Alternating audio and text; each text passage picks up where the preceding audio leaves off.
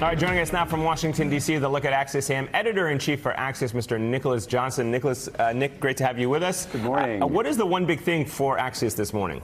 Yeah, today's one big thing is Trump's shout it out loud strategy. The president and his aides have come up with sort of a novel strategy to face up with possible scandals and irregularities and illegalities that he's facing. And that's just to say it out loud. They think that by being completely unapologetic and forthright about the things that they're doing, that's a way to sort of keep Senate and congressional Republicans on their side, and also keep the public from sort of like making sense of all the issues. It's a strategy they've been taking for a while. Two big examples of it, of course, yesterday, which I think you've been talking about on the show already. First, it was acting Chief of Staff Mick Mulvaney coming out and essentially saying there was a quid pro quo in that Ukrainian call, saying that, of course, there was a political interest involved in those kinds of conversations, quote, telling reporters to get over it during that. That, of course, may have been a little too out loud. Later in the day, Mulvaney walked back that statement, saying that there was no quid pro quo and that there were no political considerations involved in that. And, of course, the second item yesterday, remember why Mulvaney was out to the press for the first place, was to announce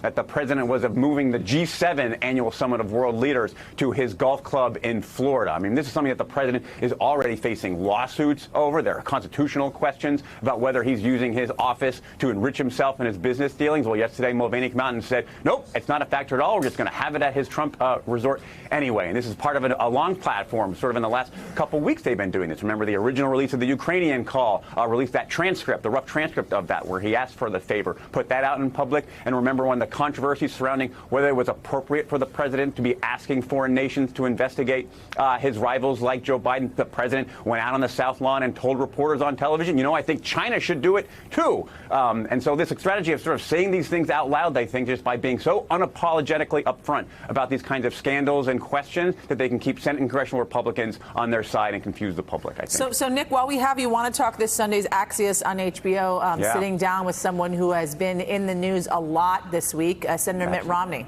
Yeah, absolutely. My good friend Mike Allen flew out to Utah and had to sit down with Mitt Romney to talk about some of the issues today. I think we have a clip we can play for you right now, too.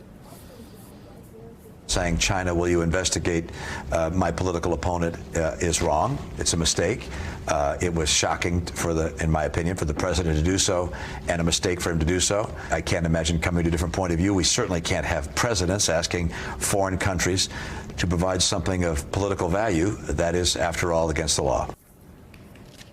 Yeah, I think that's a very strong statement by Senator Romney, someone we've all been keeping an eye on as far as like sort of how will he react to these sort of questions and controversies surrounding the President Trump. I think you take that hit that will be airing on Axios and HBO on Sunday evening, along with what Romney said on the Senate floor yesterday, his concerns about what the president is doing in Syria and abandoning the Kurds, that will be a stain on the nation's honor. I think it's very important to sort of watch how Mitt Romney's thinking continues to evolve if he becomes a real opponent to the president in the Senate. All right, Nicholas Johnson live in D.C. for us. Thank you very much. Of course, we're going to be reading Axios AM in just a bit, and you too can sign up for that newsletter at signup.axios.com. Hey there, I'm Chris Hayes from MSNBC. Thanks for watching MSNBC on YouTube. If you want to keep up to date with the videos we're putting out, you can click subscribe just below me, or click over on this list to see lots of other great videos.